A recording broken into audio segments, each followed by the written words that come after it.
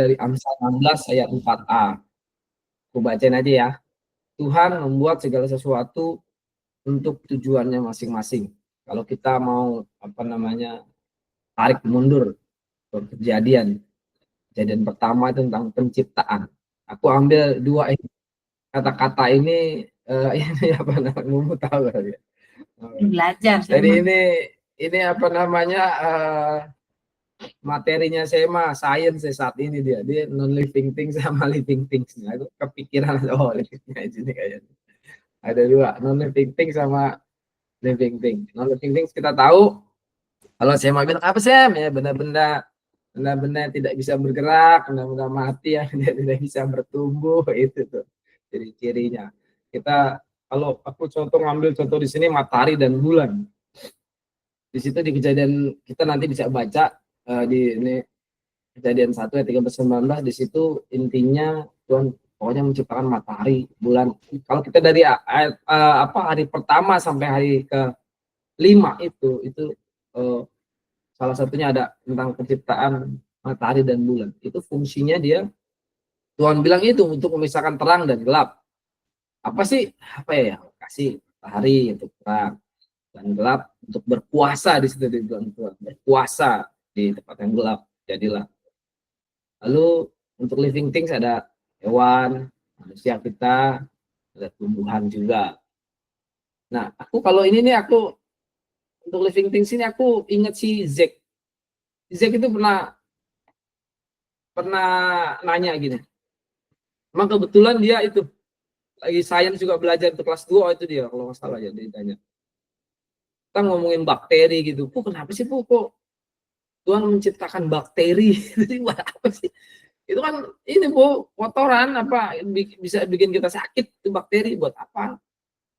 Terus aku jelasin sama seperti kalau kita ingat ini rantai makanan. Ada kan kamu belajar itu kan? Iya. Bayangin kalau misal kalau nggak ada bakteri, kita mati. Terus atau hewan-hewan itu mati. Itu siapa yang nanti kalau mati itu bisa busuk, Busuk itu bisa bau banget gitu, bisa bikin bau. Nah, itu fungsi bakteri. Itu fungsi bakteri itu untuk itu dia memakan bangkai-bangkai itu, akhirnya tidak ada yang busuk, tidak ada yang bau. Seperti itu. Oh iya benar juga ya. Ya, jadi ya kalau menurut aku apa ya?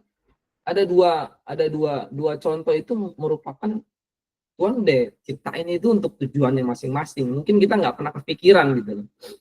Yang bakteri itu mungkin gitu. Kenapa Tuhan ciptakan ini? Kenapa Tuhan ciptakan itu? Kalau Tuhan membuat, nah di situ dibilang Allah, aku juga tulis di situ, Allah mencipta membuat segala sesuatu termasuk kita manusia ada tujuannya. Dan semuanya itu Tuhan katakan apa? Amat baik. Di dalam kejadian itu amat baik. Jadi baik kita, sekeliling kita itu Tuhan ciptakan amat baik. Kalau Tuhan menciptakan amat baik, nggak mungkin nggak punya tujuan. Amin. Amin. Next slide. Ya. Nah, bagaimana kita mengetahui tujuan Allah? Ini dibaca dong. Oh, pertinyiin gitu. Pertinyiin bagaimana Allah menciptakan, bagaimana kita mengetahui tujuan Allah dalam hidup kita. Kalau kemarin Mumu mention ini ya, apa namanya, ada orang-orang tokoh-tokoh Alkitab yang seperti Yohanes Pembaptis yang sudah dikasih visi gitu dalam sebelum dia lahir gitu. Orang tuanya udah dikasih tahu nih akan seperti ini. Aku mau tambahin ada dua lagi seperti Ishak. Udah tahu Abraham punya anak awal-awal 2. Pertamanya bahkan bukan Ishak, Ismail, ya kan? Ismail. Tapi kenapa Tuhan nggak pilih Ismail? Tuhan pilih Ishak. Bahkan setelah itu di dalam selanjutnya Abraham ini lagi dia kan mempunyai anak lagi kan dia kan, ada kalau nggak salah 4 ya. Itu dia ini bukan dia yang dipilih tapi Ishak. Itu Tuhan sudah taruh visi karena Ishak yang akan mewarisi gitu. Ada lagi Esau dan Yakub. Tuhan bilang, Allah di situ dibilang kan, anakmu ini di dalam kandungan istrimu itu terdapat dua bangsa yang besar. Itu visinya Tuhan tuh udah ada, tujuan Tuhan tuh udah ada di situ. Ya, betapa tanda kutip dia sudah tahu visi yang dia menjalankan. Tapi itu kalau misalnya apa ya? Ini sih agak saya melenceng kalau misalnya itu keluar, walaupun menjalankannya tidak mudah gitu ya. Tapi minimal kita orang ini sudah tahu visi dia. Gitu. Tuhan sudah tahu tujuan hidup di dalam kita, gitu. Tujuan hidupnya. Gitu. Nah, saat ini terus next, Kak. Aku saat ini mau ngambil cerita Yesus memberi makan 5.000 orang. Kita tahu cerita ini yang pasti dengan 5 roti, 2 ikan, Tuhan mengenyangkan. Banyak hikmat. Tuhan bisa bikin mujizat dengan 5 roti, 2 ikan. Tuhan bisa bikin itu. Terus ada lagi hikmat aku pernah dengar. Jadi kalau kita melayani Tuhan tuh berkatnya itu nggak ketulungan banyak. Karena kan sisa 12 bakul kan. Nah, kalau kita melayani Tuhan, kalau orang itu pendeta itu bilang membagikan dulu, baru tuh murid-muridnya makan tuh. Makannya 1 bakul, 1 murid itu. Hebat juga ya kan. Kalau 12 sisa, bayangin itu. Nah, aku dalam cerita ini aku mau ambil yang anak kecilnya. Aku mau ambil yang seorang anak kecil. Di Yohanes 8 nanti baca di masing-masing aja, Yohanes 6 ayat 8 sampai 9 itu ada anak kecil di sana. Nah, ada pertanyaan gitu. Ada ribuan orang. Di slide itu aku tulis ada ribuan orang di sana, tapi mengapa Yesus memilih anak kecil itu? Kebetulankah? Gitu. Ya, aku bayangin gini. Itu 5.000 orang itu hanya laki-laki. Gitu. Belum yang istrinya atau mungkin yang ceweknya, yang mungkin yang masih remaja atau pemuda yang belum menikah, atau ditambah lagi anak-anaknya gitu. Itu banyak ribuan itu banyak. Jangan ribuan, ratusannya banyak. Ini ribuan. Kenapa Yesus bisa memilih satu di antara ribuan itu? Bahkan Yesus pilih yang anak kecil itu lagi. Kebetulan nggak? Enggak, tidak kebetulan. Saudara, kita coba baca. Kakak, tolong bacain Kak. Minta tolong baca di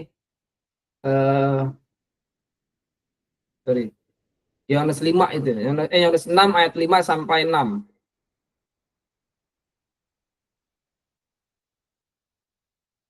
Oke. Yohanes 6 ayat 5 sampai 6. Ketika Yesus memandang sekelilingnya dan melihat bahwa orang banyak berbondong-bondong datang kepadanya, berkatalah ia kepada Filipus, di manakah kita akan membeli roti supaya mereka dapat makan? Hal itu dikatakannya untuk mencobai dia, sebab ia sendiri tahu apa yang hendak dilakukannya. Amen. Tuhan tahu apa yang mau dilakukannya. Dulu waktu penciptaan Tuhan tahu apa yang mau dilakukannya. Dan apa tujuannya dia menciptakan. Dan berapa ratus tahun kemudian Tuhan tahu juga kenapa Tuhan pilih anak itu. Tuhan tahu karena itu sudah ada dalam rencana Tuhan. Sekali lagi aku mau bilang, apalagi kita. Tuhan sudah punya tujuan buat kita. Tetapi di situ dituliskan, Yesus tahu apa yang hendak dilakukannya. Di slide itu tapi anak kecil itu tidak tahu apa yang Yesus hendak lakukan. Ini seperti kita mungkin nggak tahu kalau kita, ternyata gue ini pakai Tuhan ya. Gitu. Yesus tuh, Tuhan tuh ternyata tuh punya tujuan dalam hidup kita ya. Dalam hidup gue tuh Tuhan tuh ada ya. Nah, kita mau belajar. Nah, next slide Kak. Nah, kita mau belajar dari seorang bocil ini. Gitu zaman sekarang kita bilang bocil ya. Bocah cilik gitu tuh. Mungkin ada yang tahu foto-fotonya ini. Kita mau belajar dari dia, anak-anak kecil ini. Poinnya aku mau bagikan di sini ada 4 dari cerita tadi. aku mau, ya next nggak apa-apa Kak. Kita mau belajar dari anak kecil tadi. Apa yang kita mau belajar? Ada 4. Satu, anak kecil ini membawa bekal roti. Di dalam Yohanes 6 ayat 35, di situ disebutkan Yesus menyebut dirinya Yesus roti hidup. Amen. Amin. Roti itu melambangkan Yesus. Yesus itu adalah firman itu sendiri. Firman jadi manusia. Firman itu Yesus sendiri. Roti itu melambangkan kebutuhan pokok. Kebutuhan pokok untuk jasmani kita. Nggak mungkin lah kita kalau mau beraktivitas ya. Kalau kita nggak makan gitu. Atau selama 1 hari itu kita nggak makan, itu nggak mungkin. Akan aku lagi diet, makan sedikit. Ya selesai diet-dietnya orang, itu pasti 1 hari pasti makan. Kalau si Deddy Corbuzier tuh IF dia ya. IF aja dia 1 hari harus makan dia. Kenapa? Karena itu kebutuhan. Karena dia tahu kalau dia nggak makan ini akan sakit lah, akan terserang penyakit. Dia akan lemes, dia nggak bisa fokus, nggak bisa konsentrasi. Itu kebutuhan. Itu kebutuhan setiap orang. Bahkan kebutuhannya berbeda-beda orang. Kalau anak kecil, kebutuhannya cuma makan dikit, makannya ini. Tapi ada mungkin yang kita yang orang dewasa kebutuhannya lebih lagi. Berbeda. Setiap orang kebutuhan makannya berbeda-beda. Tapi itu minimal untuk kita melakukan aktivitas. Kita bersiap untuk melakukan atau di siang hari untuk nanti siang sore malam, aktivitas sore malam. Mungkin ada yang melewatkan sarapan, dia langsung makan siang, tapi itu kita pasti sama seperti juga rohani kita. Rohani kita juga tanpa kita sadari sebenarnya kita butuh firman. Cuman sayangnya kalau firman rohani itu kan kita nggak terasa ya kalau kita sebenarnya lapar. Jadi rohani kita itu ternyata sebenarnya butuh juga, sama seperti bayangin kalau rohani kita nggak dikenyangkan, kita bisa membayangin apa yang akan terjadi. Nah, apa yang membuat rohani kita kenyang adalah firman. Firman yang akan membuat kita kenyang, firman yang akan membuat kita siap untuk menjalani hidup. Ada tantangan, ada rintangan. Tuhan kalau kadang Tuhan izinkan ujian-ujian datang, sama seperti anak kecil ini dia mempersiapkan nggak tahu ya. Kalau kita anak kecil itu dulu mungkin dia mungkin dengan orang tuanya mungkin yang pasti itu mamanya ya, dia bawa roti itu mungkin nggak disuruh, tapi dia mempersiapkan diri dia tanpa dulu mungkin nggak besok bawa ini roti enggak, tapi dia mempersiapkan. Sama seperti rohani kita siapin rohani kita sebelum kita melangkah keluar, kenyangkan isi rohani kita dengan firman Tuhan. Nah, lalu yang kedua adalah yang kedua komunitas yang positif. Ini yang kemarin mungkin yang aku bilang, aku udah tulis ini sebelum Siska ini ya, ini companion ya, sama aja. Kalau aku sebut di sini komunitas yang positif di 1 Korintus 15 ayat 3 di situ tulis pergaulan yang buruk merusakkan kebiasaan yang baik. Komunitas yang positif di sini mungkin ada gereja, ada persekutuan doa, mungkin kayak kita gini, kayak komsel, seminar-seminar rohani, sebagainya.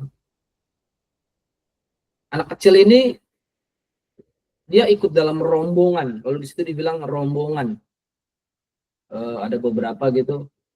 Di dalam Yohanes 6 ayat 2 itu tulis orang banyak berbondong-bondong mengikuti dia. Anak kecil ini masuk dalam rombongan itu. Masuk dalam rombongan yang kemana? Rombongan mengikut itu. Saat itu kan Yesus ada 2 kubu ya. Kalau ini ada yang favorit, ada yang tidak mengikuti, ada yang mengikuti. Nah, dia ini termasuk orang yang mengikuti rombongan yang mengikuti Yesus. Jadi Yesus kemana diikutin tuh.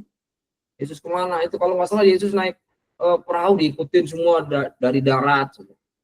Ya, akhirnya Yesus itu berkhotbah terus membuat banyak mujizat.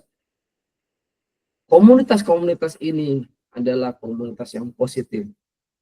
Jadi komunitas yang hanya 5 roti 2 ikan, itu bisa mengenyangkan 5.000. Bayangin kalau dulu ya, murid Yesus kayak, coba cari makanan di mana Pak? Ada nih, 5 roti 2 ikan. Apa 5 roti 2 ikan? Ngapain kita kasih ke Yesus? Kita diketawain apa gimana lo? Mikir nggak lo? 5.000 orang ini loh, 5 roti 2 ikan buat apa lo kasih ke gue? Mungkin kalau, iya juga, gak usah lah, itu nggak ada mujizat. Komunitas yang positif membuat kita berpikiran positif, itu udah pasti. Mengimpartasikan kita berpikiran positif. Mungkin kita cuma bilang, mungkin anak kita cuma bilang, ini ada 5 roti 2 ikan nih, dengan kepolosan atau dengan kita, kekurangan kita. Nih, tapi kita mempunyai komunitas yang mendukung, komunitas yang mendoakan, komunitas yang mensupport, komunitas yang sharingnya. Banyak juga komunitas yang ketika sharing kita bukan hal yang positif yang dapat. Iya, mendingan ini aja deh, mendingan jangan begitu deh. Lo daripada begitu, nah buat apa lo sesuatu yang negatif? Komunitas yang positif membuat kita juga berpikiran positif. Next, Kak, selanjutnya adalah menyerahkan semua bekal kita pada Tuhan. Berbicara tentang roti, 5 roti 2 ikan. Mazmur 37 ayat 5, disitu dibilang, nggak usah dibaca, aku aja bacain.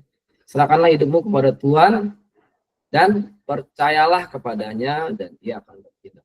Kalau aku ngambil di sini tentang apa ya?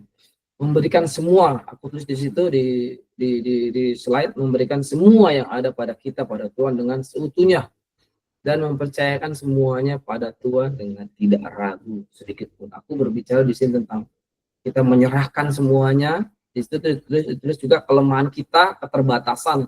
5 roti 2 ikan itu mungkin kalau buat kita sendiri kenyang, cukup. Tapi ketika kita menghadapi permasalahan 5.000 orang, itu menjadi kelemahan buat kita, keterbatasan buat kita. Kita yang manusia yang banyak ininya apa namanya kelemahan, keterbatasan kita. Ketika kita hidup di dunia ini, kita ngerasa, wah gue nggak kuat nih. Dengan pekerjaan, dengan pelayanan, dengan rumah tangga, gue nggak kuat nih. Gue kayak begini, gue satu orang doang begini, bagaimana caranya nih? Dan kalau di sini ada Siska yang ya apa namanya yatim piatu, gue nggak kuat. Aku pernah cerita ke Mumu, waktu aku susah itu, terus jujur nih, sorry yang bawa nama ini ya, nama lihatmu, ini kita apa namanya masalah kita tidak lebih besar dari ini.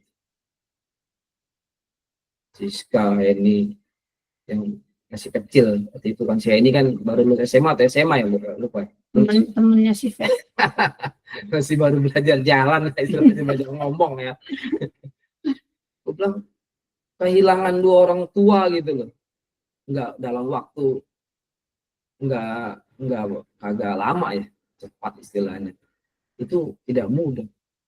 Dan dia menghadapi itu ya, menghadapi dunia ini gitu, gimana ini itu sangat-sangat lemah banget, itu pasti dilemahkan itu.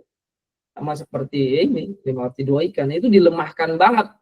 Mungkin kalau nggak ada kejadian itu dia masih kuat kali, gue bisa kuat gitu. Tapi Tuhan kasih kelemahan ini menjadi berkat. Kelemahan ini kalau kita menyerahkan semua sama Tuhan menjadi kekuatan, bahkan menjadi berkat dan menjadi kemuliaan buat Tuhan. Amin. 5 roti 2 ikan itu merupakan suatu kelemahan ketika kita diperhadapkan dengan 5.000 orang. Bagaimana caranya? Kalau kita nggak serahin semua ke Tuhan, kita mau coba sendiri, coba dikit-dikit atau bagi-bagi. Kita harus semua serahkan itu semua, benar-benar menyerahkan. Makanya apa? Di situ bilang, dan percayalah ketika kita menyerahkan itu semua, Mazmur 37 ayat 5, ketika kita udah menyerahkan semuanya, serahkanlah hidupmu kepada Tuhan. Habis menyerahkan kita harus apa? Nextnya percayalah dan jangan bertindak, dan Ia akan bertindak. Percaya aja. Anak kecil ini udah dia serahin aja semuanya. Dia serahin semuanya. Nah, nextnya poin selanjutnya menjadi, nah ini hubungannya menjadi seperti anak. Ketika anak itu sudah menyerahkan semuanya, Dan Yesus akan bertindak menjadi seperti anak-anak gitu. Di Markus 10 ayat 14b, aku bacain aja. Ini devotion yang kemarin. Oh, bisa kemarin ya. Biarkan anak-anak itu datang kepadaku. Jangan menghalang-halangi mereka. Sebab orang-orang seperti itulah yang mempunyai kerajaan Allah. Anak-anak ya, orang-orang yang seperti ini, yang seperti apa sih? Yang mempunyai hati seperti sifat anak-anak. Nah, dulu aku nggak tahu ini waktu sekolah minggu dapat ilustrasi atau cerita bener nggak tuh. Jadi ada anak-anak di situ, mereka main di sawah, ada sapi lah, kalau kita tahu kan situ di kampung di sawah. Nah, terus tiba-tiba ada sapi yang ngamuk di situ. Mungkin tahu, pernah mungkin dengar kali cerita teman-teman. Dia ngamuk, dia seruduk sana, seruduk sini. Jadi, anak-anak pada takut, berlarian. Ada satu anak perempuan yang dia sangat takut dan dia nggak bisa lari. Dia takut. Nah, saat itu sapi itu menuju ke dia mau diseruduk. Terus anak itu cuma berdoa, dia takut, dia berdoa, dia merem, dia berdoa apa? Bapa kami yang di surga, dikuduskanlah namamu, datanglah kerajaanmu. Itu Bapa kami yang dia doain. Akhirnya tahu nggak? Sapi itu nggak jadi nyeruduk dia. Wah, puji Tuhan. Artinya di sini kalau kita bilang ya, salah doa loh. Lu mau diseruduk sapi, doanya jangan bilang Bapa kami yang di surga dong. Tapi karena anak ini di sekolah minggu dia hanya diajari Bapa kami yang di surga. Dikuduskan, itu aja. Dikuduskan namamu, dan Tuhan meluputkan itu. Artinya ketulusan hati anak ini, Tuhan melihat hatinya dia. Kebutuhan dia cuman sebenarnya gini, Tuhan tolong aku mau diseruduk sapi. Tolong Tuhan, jangan sampai aku diseruduk sapi. Harusnya kan begitu kan. Roh Kudus jaga, lindungi, sertai aku tuh gitu kan. Kalau kita yang udah besar, Tuhan Yesus tolong hamba gitu. Tapi enggak. Tuhan menolong, Tuhan tidak melihat apa yang ada di apa ya, secara apa namanya, manusia melihat rupa, Tuhan melihat hati. Tuhan tidak melihat itu, tapi Tuhan melihat hati kita. Mungkin banyak di sini yang dari kita ya, Tuhan, gue baru mau berubah nih. Atau mungkin ada yang bilang gue up and down nih. Kadang benar, kadang enggak, kadang baca firman, kadang enggak, kadang ibadah, kadang enggak. Ya itu kita semua memang seperti itu gitu. Kita semua seperti itu, up and down. Tapi tahu nggak? Dari semua itu yang kita lakukan, Tuhan melihat hati kita, ketulusan hati. Memang ada orang up and down, kemarin gue berbuat dosa, sekarang gue nyesel loh Tuhan, gue nyesel ya Tuhan, nggak buat dosa, berbuat dosa lagi. Di firman Tuhan bilang, jangan sesat, Allah tidak bisa dipermainkan. Itu yang menjadi ayat compare gitu. Jangan kita, Tuhan melihat hati, manusia melihat rupa, Tuhan melihat hati. Enggak, tapi Tuhan juga tidak bisa dipermainkan. Hanya hati-hati yang seperti ini, yang punya sifat seperti anak-anak ini, yang Tuhan melihat. Seperti itu. Jadi, next. Di slide terakhir ini ya. Ya, slide terakhir ini. Ya, slide terakhir. Kenapa? Slide terakhir. Dari cerita yang 5 roti 2 ikan ini. Dari 5 cerita ini. Bukan tentang anak kecil itu, tapi tentang Tuhan. Bukan tentang anak kecil yang dipakai Tuhan. Tujuannya untuk, tapi kembali kepada Tuhan. Jadi aku tulis di 2 Tesalonika 1 ayat 12a, sehingga nama Yesus Tuhan kita dimuliakan di dalam kamu dan kamu di dalam Dia. Faktanya ya, di dalam firman di tentang cerita ini ya.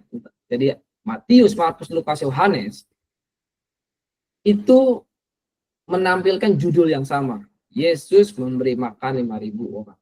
Tetapi hanya Yohanes, kitab Yohanes yang menulis, yang mention di situ anak. Di sini ada seorang anak kecil kurang lebih yang membawa. Yesus, nama Yesus 4, nama kita cuma 1, atau nama anak kecil cuma 1. Jadi ketika kita dipakai Tuhan, kita tahu tujuan Tuhan dalam hidup kita. At the end bukan kita. Mungkin kita di sini kayak breadwinner ya, di dalam keluarga kayak Mumu. Mungkin di dalam pelayanan kita leader, kita yang paling jago, terus di dalam komunitas apapun kita paling mampu, kita paling bisa, kita dipakai Tuhan luar biasa. Tahu nggak? Kalau itu semua tuh ya, nama Tuhan aja nih, kemudian kita nggak boleh lah, nggak boleh bersombong-sombong. Ah, nih gara-gara gue nih gini, enggak. Tetap Tuhan. Tetapi bayangin nggak kalau anak kecil itu dia mungkin ketika dia datang dia nggak punya pikiran dia akan menjadi berkat seperti ini, dipakai Tuhan seperti ini. Kalau anak kecil itu, pertama kalau kita balik lagi, kalau anak kecil itu tidak membawa bekal, tidak membawa roti, apakah dia akan dipakai Tuhan? Kalau anak kecil itu dia tidak berkumpul di kalangan itu, di tempat yang positif, dia tidak datang ke kebun, apakah dia akan menjadi berkat? Kalau anak kecil itu dia tidak menyerahkan semua rotinya dengan tulus, aku marah-marah, apakah anak kecil itu akan menjadi berkat? Memang, tapi memang semua itu sudah Tuhan atur rencana yang di awal tadi. Yesus berkata kepada itu muridnya itu sengaja memang karena dia tahu apa yang dia mau lakukan. Karena dia tahu ketika di sini kalau aku jadi Yesus bilang gini, oh ini nanti di sini nih gue bikin mujizat nih. Itu nanti ada anak kecilnya udah gue pilih. Dan tahu nggak, Tuhan memilih kita itu mulai dari kandungan rahim ibu kita ya. Itu udah dipilih nih kecil ini. Karena apa? Yaitu salah satunya dia bawa bekal, dia ikut dalam rombongan, dan dia menyerahkan semuanya. Dan memang dia mempunyai hati yang tulus. Jadi kalau kita saat ini mungkin nggak pernah saat ini kalau kita masih belum tahu tujuan kita atau terus bertekun dalam Tuhan, ketika belum tahu apa tujuan kita. Tapi yang pasti tujuan Tuhan dalam hidup kita yaitu untuk pemulihan Tuhan. Itu saja sharing hari ini, semoga membawa berkat buat kita semua.